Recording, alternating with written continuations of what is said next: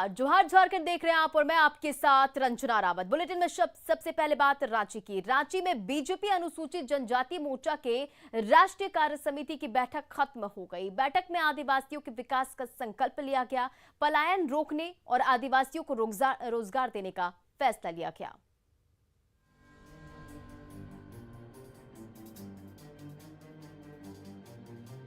गांव गरीब और आदिवासियों के विकास के संकल्प के साथ रांची में बीजेपी अनुसूचित जनजाति मोर्चा के राष्ट्रीय कार्य समिति की बैठक खत्म हो गई। कार्य समिति की बैठक में ये भी फैसला लिया गया कि पार्टी के कार्यकर्ता गांव-गांव जाकर गांव के हिसाब से योजनाएं बनवाएंगे। आदिवासियों को आत्मनिर्भर बनाने के लिए संकुल किशोर परिसर विकास योजनाएं बनाने का फैसला लिया गया है, जिसके तहत 40 से 50 गाँव का विकास एक साथ किया जा सके। 10-10 गांव का एक समूह रहेगा और उसके बाद भी नीचे का इकाई जो है एक गांव का एक समूह रहेगा। इस प्रकार से जो है 40-50 गांव मिला करके एक संकुल विकास परिसर योजना के नाम से यह है। बीजेपी एसटी मोर्चा के राष्ट्रीय कार्य समिति की बैठक में सरना कोड पर चर्चा नहीं होने पर जेएमएम ने सवाल उठाए हैं। वहीं एकलव्य विद्यालय के विरोध को लेकर सरकार के आरोप पर सफाई भी दी है। जेएमएम ने कहा कि एकलव्य विद्यालय के निर्माण में राज्य सरकार रोड़ा नहीं बन रही है। वहीं हेमंत सोरेन और शिबू सोरेन को सनातनी करने पर आपत्ति जताई है। सरना धर्म के विषय में एक बात भी नहीं कहा। 2 दिनों तक चली बीजेपी अनुसूचित जनजाति मोर्चा के राष्ट्रीय कार्य समिति की बैठक में संगठन महामंत्री बीएल संतोष ने जनप्रतिनिधियों को फोटो सेशन के बजाय समाज के कार्यों पर ध्यान देने की नसीहत दी है। बैठक में देश भर से बीजेपी के 147 नेता शामिल हुए थे। इनमें 23 सांसद भी शामिल हैं। साथ ही कई केंद्रीय मंत्रियों ने भी इस बैठक में हिस्सा लिया। न्यूज 18 के लिए रांची से ओम प्रकाश की रिपोर्ट। और प्रधानमंत्री नरेंद्र मोदी ने मन की बात में धरती आबा को नमन किया। साथ ही रांची के सपारोम गांव का जिक्र किया और सपारोम में स्वच्छता की तारीफ की। मन की बात में सुर्खियों में आए सपारोम के लोगों में खुशी है। मैं धरती आबा बिरसा मुंडा को नमन करता हूँ। मन की बात में पीएम मोदी ने न सिर्फ भगवान बिरसा मुंडा को नमन किया, बल्कि भगवान बिरसा मुंडा को धरती आबा क्यों कहा जाता है इसे भी बताया। पीएम ने कहा कि प्रकृति प्रेमी धरती आबा ने अपने आंदोलन से अंग्रेजी हुकूमत की जड़ें हिलाकर रख दी थी। भगवान बिरसा मुंडा ने जिस तरह अपनी संस्कृति, अपने जंगल, अपनी जमीन की रक्षा के लिए संघर्ष किया, वो धरती आबा ही कर सकते थे। उन्होंने हमें अपनी संस्कृति और जड़ों के प्रति गर्व करना सिखाया। मन की बात में पीएम मोदी ने रांची के सपारोम गांव का भी जिक्र किया।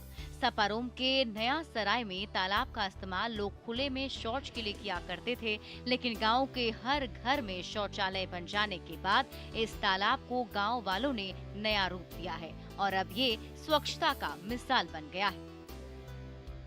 स्वच्छ भारत अभियान के तहत जब सबके घर में शौचालय बन गया तो गांव वालों ने सोचा कि क्यों न गांव को स्वच्छ करने के साथ साथ सुंदर बनाया जाए।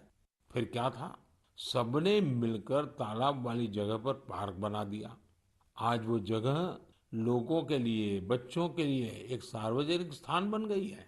इससे पूरे गांव के जीवन में बहुत बड़ा बदलाव आया है।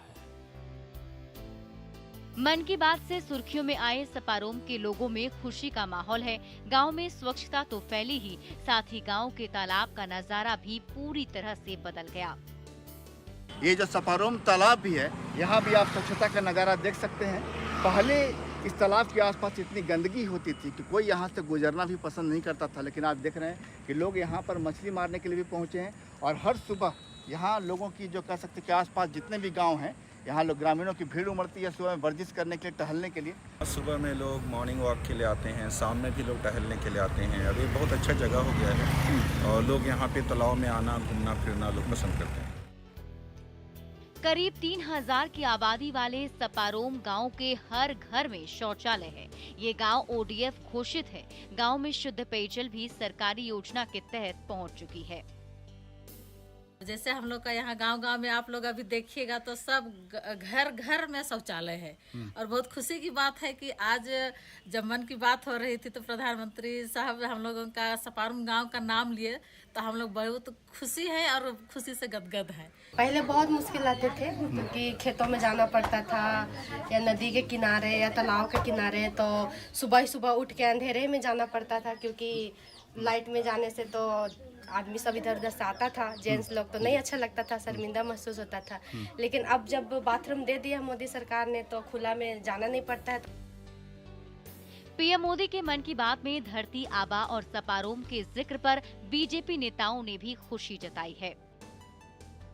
जो गांव से समग्र विकास से, सामूहिक प्रयास से जो भी कार्य होते हैं या जो भी सतत प्रयास होता है, माननीय प्रधानमंत्री जी ऐसी बातों को मन की बात में जरूर जोड़ते हैं। 15 नवंबर को भगवान बिरसा मुंडा की जयंती है। ऐसे में पीएम ने उनके जीवन से सीख लेने की अपील की। वहीं सपारोम के लोगों ने भी स्वच्छता की मिसाल पेश की है। रांची से संजय सिन्हा के साथ ब्यूरो रिपोर्ट, न्यूज़ 18।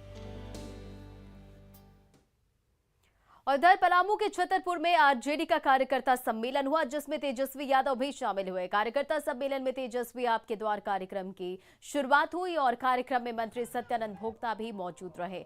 इस मौके पर तेजस्वी यादव ने कहा कि झारखंड में पार्टी संगठन को मजबूत किया जाएगा। हर महीने 2 दिन वो झारखंड दौरे पर आएंगे। झारखंड में आरजेडी को मजबूत करने के लिए कार्यकर्ता सम्मेलन के साथ साथ सदस्यता अभियान भी चलाया जा रहा है।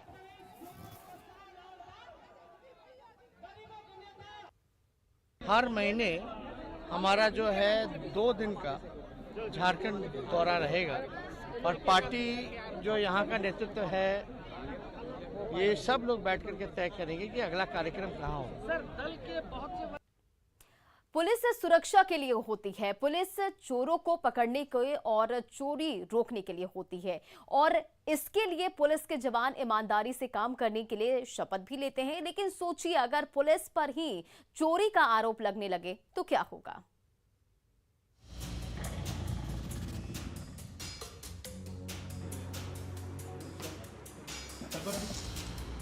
सिमडेगा पुलिस पर कलंक लगा है, एक ऐसा कलंक जिसने सिमडेगा पुलिस को सवालों के घेरे में लाकर खड़ा कर दिया है। कुछ दिनों पहले सिमडेगा की बांसजोर पुलिस ने 2 ज्वेलरी तस्कर को भारी मात्रा में चांदी के साथ पकड़ा। पुलिस की खूब तारीफ हुई, लेकिन इस उपलब्धि के बाद बांसजोर पुलिस पर सोना छिपाने का आरोप लगने लगा और बांसजोर पुलिस जांच के घेरे में आ गई। एसपी सिमडेगा ने 6 अक्टूबर को प्रेस वार्ता कर जानकारी दी थी कि 25 लाख के सोने बरामद किए हैं बांसजोर आउटपोस्ट के पुलिस ने, और इस खुशी पर पुलिस ने लोगों को सम्मानित किया था। यहाँ के दरोगा को भी सम्मानित किया था, जो आशीष थे उन्हें सम्मानित किया था, जो टीम में सदस्य थे उनको भी सम्मानित किया था। दरअसल पुलिस की इस उपलब्धि से पहले छत्तीसगढ़ के रायपुर के गुड़ियाड़ी स्थित नौकार ज्वेलर्स में 80 लाख के गहनों की चोरी हुई थी और रायपुर पुलिस के अनुसार बांसजोर में बरामद गहने उसी चोरी के सामान का हिस्सा थे। रायपुर पुलिस ने सिमडेगा की बांसजोर पुलिस पर 55 लाख के गहनों की गोलमाल करने का आरोप लगाया, जिसके बाद रांची के डीआईजी पंकज कंबोज ने 10 अक्टूबर को बांसजोर ओपी प्रभारी आशीष कुमार सहित अन्य पुलिस कर्मियों से गहन पूछताछ की और ओपी प्रभारी आशीष कुमार पर जांच बैठा दी। 2 से 3 अक्टूबर की रात रायपुर में एक गहने के दुकान पर चोरी हुई थी, जिस पर त्वरित कार्रवाई करते हुए 3 अक्टूबर को सिमडेगा के बांसजोर ओपी पुलिस ने आरोपियों को पकड़ा था। पर जब रायपुर पुलिस ने सारी बात का पोल खोला कि सिमडेगा पुलिस ने कुछ गहने अपने पास छुपा लिए हैं और उसके बाद तार जुड़ता गया और अब धीरे धीरे सिमडेगा पुलिस के माथे पर कलंक की गाथा लिखी जा रही है। जांच की आंच से सिमडेगा पुलिस बच नहीं पाई और धीरे धीरे संदेह के घेरे में बांसजोर ओपी प्रभारी सहित कई पुलिसकर्मी आने लगे और उनकी निशानदेही पर गायब सोने की बरामदगी भी होने लगी। मामले उजागर हुए और ओपी प्रभारी सहित एक पदाधिकारी और एक चालक, इन लोगों पर संदेह की सुई गहरी हुई। एसआईटी ने पूछताछ किया और उनकी निशानदेही पर 14.776 किलोग्राम जेवरात, जो कि उस दिन की बरामदगी के जेवरात थे, वो उनकी शिनाख्त पर बरामद किए गए। अब सिमडेगा पुलिस के लिए इस कलंक को हटाना मुश्किल साबित हो रहा है।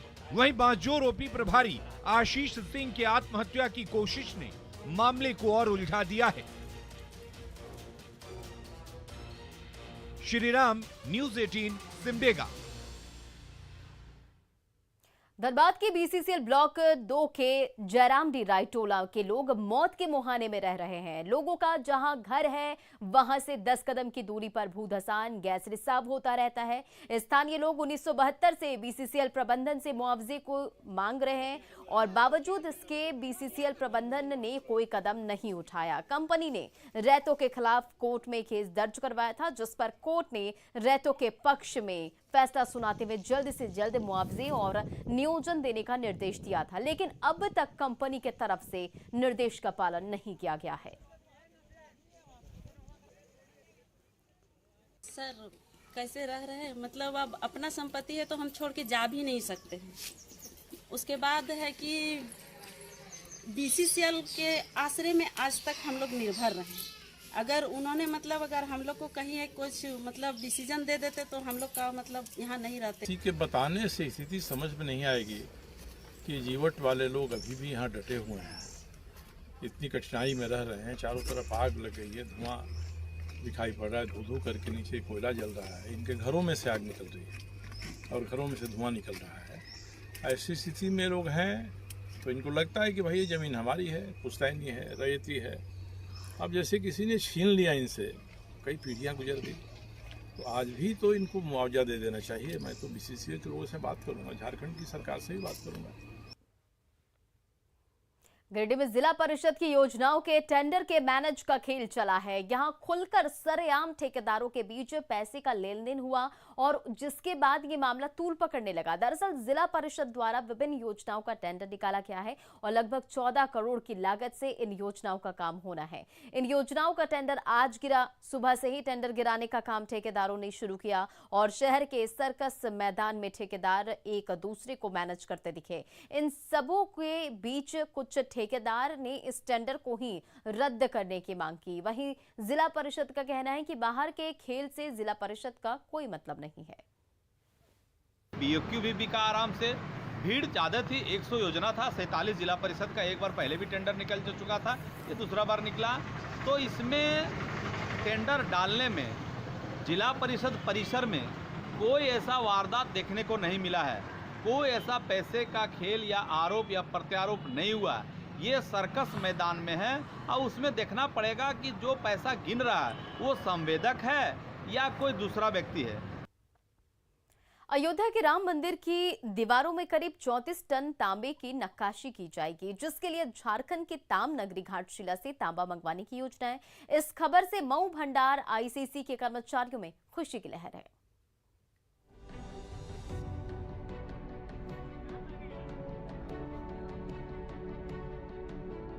साल 1929 में अंग्रेजों द्वारा इस कारखाने का निर्माण कराया गया था। यहाँ से उत्पादित तांबा देश की आवश्यकताओं की पूर्ति तो करता ही है, अब यहाँ का तांबा राम मंदिर की शोभा बढ़ाने के लिए भी तैयार है। मऊ भंडार के इस कारखाने से उत्पादित तांबा यदि राम मंदिर में लगाया जाता है तो घाटशिला का नाम भी एक बार फिर देश में अपनी अलग पहचान बनाएगा। अयोध्या मंदिर निर्माण के लिए एल&टी कंपनी को जिम्मेदारी दी है। एल&टी कंपनी का पदाधिकारी आए थे। आने के बाद उन्होंने कहा कि यहाँ का जो कॉपर निकलता है उस कॉपर से अयोध्या मंदिर का निर्माण में, सौंदर्यीकरण में उसको यूज किया जाएगा। उसके बाद से यहाँ आग की तरह जो है बात फैल गई है और लोगों में एक उत्साह है कि कभी भी जिंदगी भर मतलब हमेशा के लिए जो इस तरह का एक माहौल रहेगा कि यहाँ का जो सौंदर्यीकरण जो अयोध्या मंदिर में हुआ है, पवित्र अयोध्या मंदिर में, वो जो कॉपर लगा रहेगा इस क्षेत्र का लगा रहेगा। राम मंदिर की दीवारों में 34 टन तांबा लगाने की योजना है। 34 टन तांबे की कीमत आज की एलईएम प्राइस के मुताबिक 2 करोड़ 30 लाख रुपए होती है। 2 करोड़ 30 लाख के तांबे का उपयोग अयोध्या में बनने वाले राम मंदिर की दीवारों में होगा, जिसके लिए एल&टी की टीम यहां से तांबे का सैंपल लेकर गई है। सैंपल जाँच के बाद ही इस पर मुहर लगेगी। जानते हैं कि हिंदुस्तान कॉपर ही एकमात्र देश की कंपनी है जो एक वर्टिकली इंटीग्रेटेड कॉपर प्रोड्यूसर बोला जाता है इसको, क्योंकि एक ऐश से लेकर धातु उत्पादन तक। तो इस ख्याल से जो है उस 34 टन का आदेश जो है देने के लिए अभी, हालांकि मैं इसलिए नहीं बोल रहा हूँ कि अभी उनका जो सैंपल लेकर के कटिंग वो लोग गए हैं, वो सैंपल अप्रूव होता है तभी जाकर के ऑर्डर होगा। मंदिर का निर्माण भारत की प्राचीन निर्माण पद्धति से किया जा रहा है ताकि हजारों साल तक किसी प्रकार की आपदा में भी मंदिर को नुकसान न पहुंचे। इसीलिए मंदिर के निर्माण में लोहे की जगह तांबे का प्रयोग किया जा रहा है। एल&टी के पदाधिकारी सैंपल देखकर यह तय करेंगे कि आईसीसी के तांबे को मंदिर निर्माण में उपयोग में लाया जाएगा या नहीं। न्यूज़ 18 के लिए घाटशिला से प्रभंजन की रिपोर्ट। 11वीं नेशनल जूनियर महिला हॉकी चैंपियनशिप के क्वार्टर फाइनल में झारखंड की टीम पहुंच गई है और झारखंड की टीम ने आज केरल को 10-0 से हराया।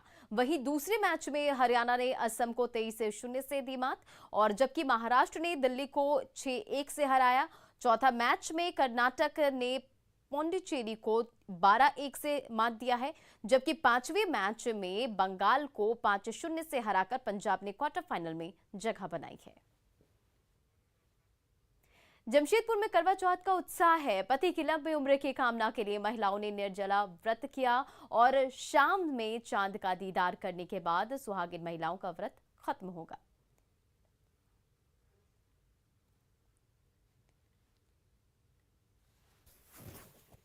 निर्जला उपवास करते हैं और फिर चांद को देख के शाम को अर्घ खोलते हैं और पति को छलनी से देखते हैं और उनका आशीर्वाद लेते हैं। सुबह उठ के सर्गी करते हैं और फिर पूरे दिन उपवास रखते हैं, व्रत रखते हैं और शाम को चांद देखने के बाद पानी पीते हैं।